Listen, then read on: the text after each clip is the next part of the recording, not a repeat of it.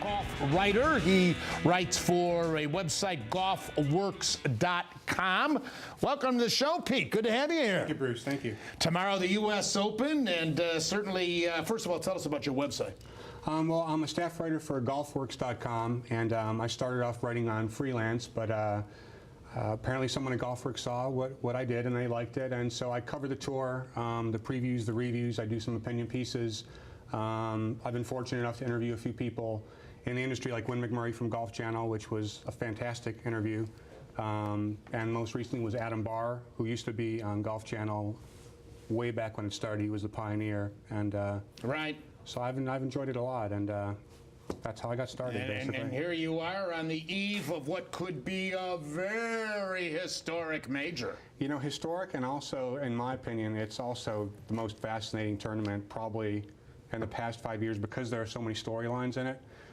As I heard you mention earlier, obviously Tiger, Bubba, and Phil, that is going to be followed around like a rock star group. And I don't know what your opinion about Tiger is, but I've written in some of my articles that I'm not quite sure I'm ready to say that Tiger is back yet, because it seems like anybody on tour can win any given week, and you only have 3 people who've won twice so far this season. Granted, Tiger has played pretty well of late, but he's also missed the cut a few weeks ago. He's had a couple of T40s, which isn't quite Tiger-esque, so to speak. And I'd like to see him win another tournament, especially a major, before I'm ready to say Jack's record's in trouble again and Tiger's. We'll get to that. Hold that thought, Pete. But let me ask you this. Did you see a difference in his play, his demeanor, his determination, his focus from when he won the Arnold Palmer prior to the Masters, which he didn't do well in? Right. As opposed to this time at Muirfield winning Jack Nicklaus's Memorial on the eve of the U.S. Open? You know, I did see it. A lot of people, I think, are probably going to disagree with me on this. I didn't see a difference in his swing per se. I did see it in his demeanor, as you mentioned. It's a very small change, but he just you can tell when someone looks confident. You can see it in the way they walk. You can see it in their facial expressions. He didn't let frustration get to him. So in that sense, I did see a difference, and he looked comfortable in himself. Obviously, whatever he went through a few years ago, and judgment or no judgment about it, that's difficult for anyone to go through, be it me or you or someone else or Tiger. And I think it takes a while to come to terms with negative things that happen in your life. And he looked fantastically comfortable to me at the Memorial. It's also because he was comfortable with that course, though, and he's also comfortable with the Olympic Club in San Francisco. I heard actually on sports. Yeah, how has he fared there in tournaments at Olympic? The last time he was there was he's from out there, of course. Right. The last time he was there, it was in 1998, and I think he finished either in a tie of 10th or tie of 18th. I get Phil and Tiger mixed up. One of them finished tied 10th, and one of them finished tied 18th. But he's done fairly well. It's only been held at Olympic 4 times prior to this, though, and the interesting thing about the Olympic Club is that they call it the Graveyard of Legends, which is usually not a good sign. Right, it's usually not a good sign for the favorites in the tournament, and that's because, as I said, the U.S. Open was only played in Olympic 4 times, and all 4 times, some of the more famous players in the history of golf, Arnold Palmer, Ben Hogan, someone else, Tom Watson, all had either really large leads or appeared to be in control going into that final 4th day, and they wound up losing to unknowns, like maybe if you went and qualified with your game for the U.S. Open, and Bruce Drennan beat Tiger Woods. Yeah, and I've come so close so many times, too. I don't like to brag, but, let me ask you this. Last year, I was infuriated at the USGA for making it so easy. This is the U.S. Open. Right. It's my favorite. Most people, I think you would agree, say the Masters is their favorite. Not me. I say the U.S. Open because the tradition of the U.S. Open is they make it by far the toughest for the touring pros, the best talents on the planet. And the champion either finishes at 1 or 2 over par, right at even par, or he's the only one that's under par and only by 1, 2, 3 shots. That's it. Last year was embarrassing. Or he's 16. And that's nothing against McIlroy. Right, that's what I'm saying. Or he's 16 under like McIlroy was last year, and I think that they made it a little bit extra tough this year because of that. The same way you might have heard of when people started lengthening courses, and they called it Tiger proofing because Tiger was just destroying the fields with his length. I think they made the Olympic a little bit tougher this year because they said, hey, exactly, they share your sentiments. This is the U.S. Open. This is our national tournament. We can't have someone going out there throwing. If you're going to be throwing darts and the course is difficult and you're succeeding like that, then we're all for that. But there was soft conditions. It was a little bit of a cush course, I hate to say, and it's nothing against McIlroy, like you said, though, too. Nothing. I think he would have won the tournament even if it was by usual U.S. Open standards. He just wouldn't have been that far under par, and he might have been the only guy under par because he still won by such a wide margin. Right. But what really bothered me was the graduated rough and how it literally, by definition, the graduated rough, it was just so much easier than in past years. And I don't know. Jimmy Hanlon, our resident professional hero, I'm sure you watch with Tee It Up Ohio and the Golf Zone. Pete, he says that, well, the new head of the USGA, they wanted to ease into that brutal rough. But that, if you're 1 foot into the rough, okay, I can see a graduation there. But then after that, you got to be, make them pay. There are some holes that it is gradual, like Jimmy said and like you said, but there are some holes, and I don't remember which holes they are, but I heard some of the players talking about it. I heard Hunter Mahan talking about it yesterday. I heard Steve Stricker talking about it. And they were saying if we find ourselves in the rough in this particular part, and they accept that we're going to be shooting bogeys and double bogeys because you're just not going to be able. As a matter of fact, who's the golfer who's always smiling all the time? He just won a couple weeks ago. I can't think of his name now. It doesn't come to my mind. But Matt Kuchar. He was saying if I get stuck in this rough on this particular hole, I'm done for, and I'm going to take a really bad score on this hole. And but I think that's what it's going to take to win. I think that the people who get frustrated early, especially because the first 6 holes, they also have a nickname for that. They call it Quake Corner. They said some of the announcers who are going to be doing the U.S. Open, they said the same thing you said. The first 6 holes, you're going to look at least +2, +3 for the field. I mean, that's what you're looking at. And if you expect to do better than that, it's not going to happen, and you're just going to hurt yourself emotionally and mentally. And you might lose the tournament on Thursday just by not accepting the fact that we're going to play poorly on these first 6 holes. They narrow the fairways for the U.S. Open. They don't cut the grass, so they make the rough almost impossible, like Pete is describing. And they trick up the greens. Now, they would hate me for using the word trick, but let's face it, a U.S. Open green should be putting almost like on ice. Right.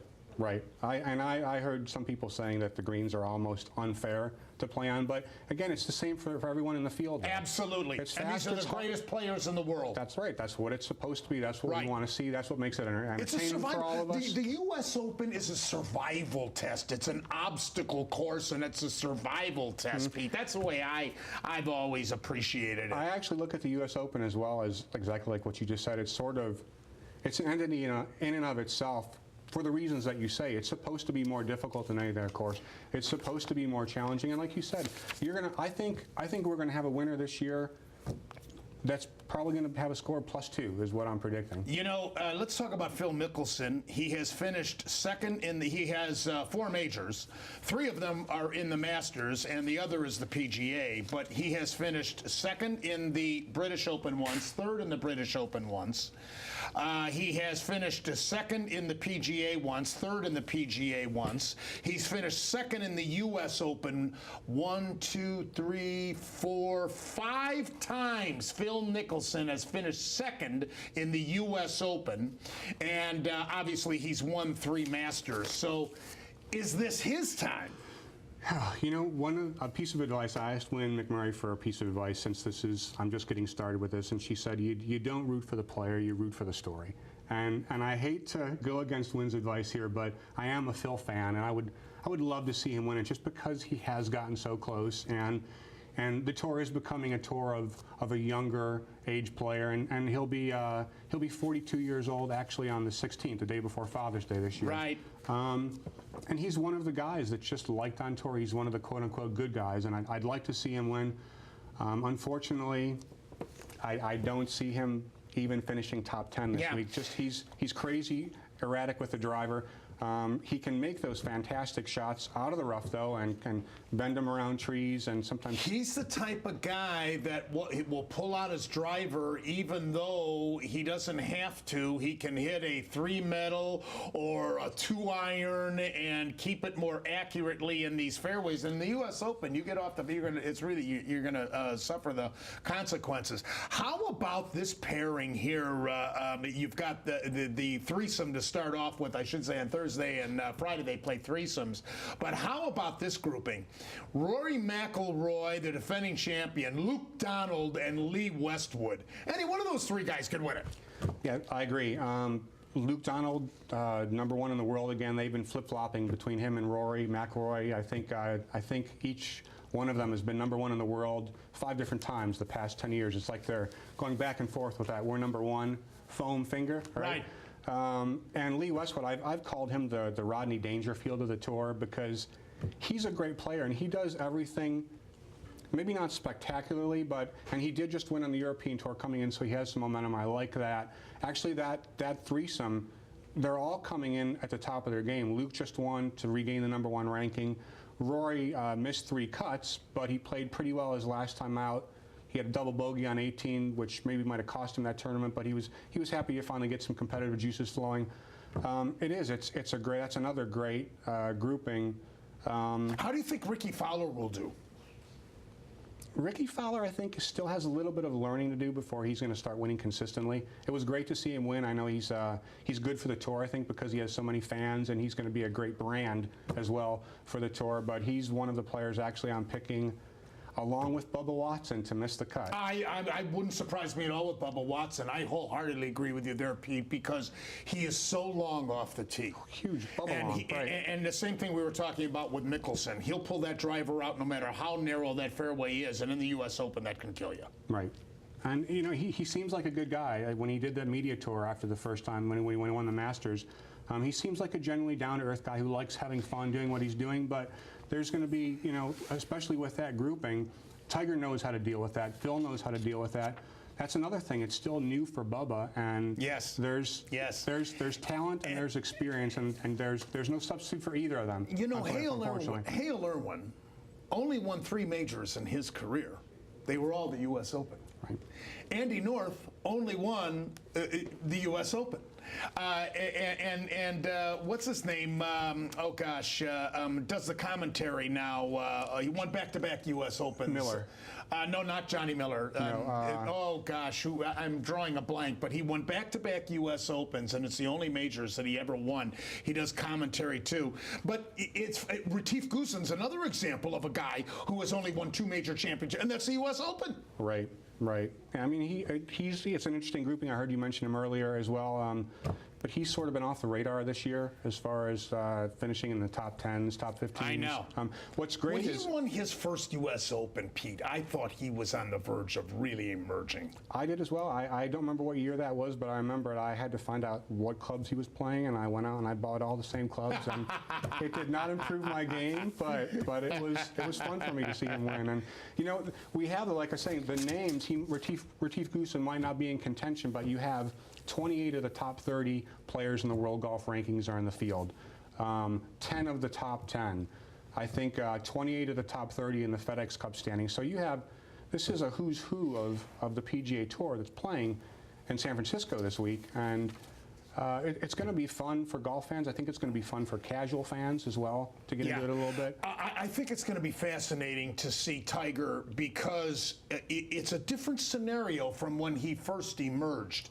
When he established himself out of Stanford on the PGA Tour and started winning majors like this, everybody in the world was intimidated by him, and if he was in the lead going into Sunday, the final round, if he was in the last group, they didn't have a chance. I mean, he did not relinquish the lead. Well, since the injuries and the scandal, and then more injuries, Now he's come back. It's a totally different breed of professional golfer on the worldwide tour that he's competing against, and these young lions are not intimidated by him. Right, you know, they don't show him any respect, right? As soon as he lost his #1 ranking, I think it was Ian Poulter who jokingly tweeted he called him #2 after he lost his #1 ranking for the first time. And since that time, there are some of the players on tour that really don't know anything about Tiger other than they see on ESPN highlights or STO highlights, or they've never experienced that intimidation factor. And you know, I think that's something, I've mentioned this before, and I've taken a little bit of criticism for this in a few articles that I've written. I still think Tiger is probably better than anyone in the field any given week. I agree. His raw God-given talent is still extraordinary. I don't think he showed it in the Muirfield a couple of weeks ago. Exactly. How many guys make that shot from that rough facing that water? Right. Only Tiger. Oh. Right. But you know, I think when Jack won his last major, and I think he was 46 years old, he wasn't going into tournaments expecting to dominate as the 28-year-old Jack did, or as the 26-year-old Jack did. Good point. And there are some people who say Tiger still needs that edge, and I'm not so sure. I think Tiger needs to realize I'm still the best out there. I don't need a win is a win. I don't need to dominate. I don't need to beat the field by 15 strokes. I don't need to have people tremble in their shoes as soon as they see me step on the tee box. If he just realizes I'm still Tiger Woods, right? That's when I think, and that's the confidence that I thought when you asked me earlier. That's what I thought I saw. I thought he was comfortable in himself, and I'm just assuming. I think he's comfortable knowing it's good to be Tiger Woods. The past is the past. I'm moving forward, and we'll it's going to be fascinating. It just came to me, Curtis Strange. Won back-to-back to the U.S. Opens. Yeah, Curtis Strange. Well, Pete, thank you very much. Really appreciate it. Gene, I have, if I can take a few more minutes of your time, I have. I'm actually borrowing this from Ashley's beer money, if you don't mind, if I take a little